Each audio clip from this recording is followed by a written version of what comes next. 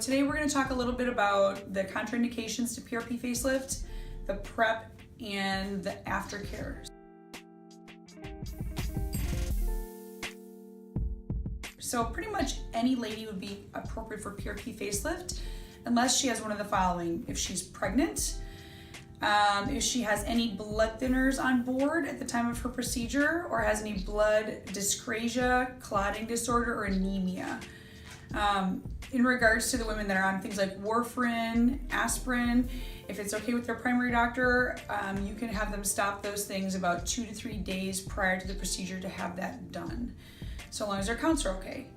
As far as for prep, patients should be off all of blood thinners like we discussed before, and that includes things like anti-inflammatories, wine and alcohol, and certain herbals that you'll see in a list of prep instructions. So when you're getting ready to do a PRP facelift in your patient, make sure that you have all of your PRP drawn up into 1 cc syringes with 30 gauge needles.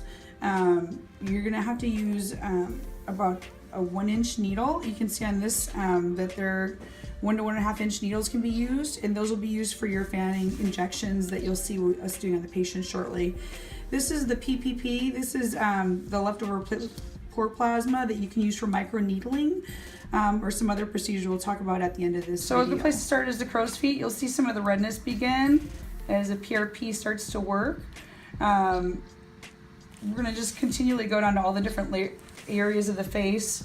Leah, we're gonna give her a break when she needs it. You'll find out with your patients that It's really not that bad. you'll find out with your different patients. Every patient has a different level of discomfort. You want to go the length of the needle. You want to withdraw so that the bevel is still within the skin, but also so that you can get a good injection along the length of the needle. We're putting it about 0.1 per fan. So we did 1 here, here, and here. One more little injection, Leah, we'll give you a break. So you can see exactly what we're getting here is a nice red flushing. Some patients do well if you add a little alcohol to the mix. And give her a little cooling this way. If you see a little spot where there's a vessel like this, try to avoid it. And you can see a nice red flush starting there. As you go, you should alcohol your patient where you're going to inject so they have some nice clean skin to put that needle through. And you should try your best to change your needle every injection area or so you can get a good clean needle so you're not getting any shearing of that skin.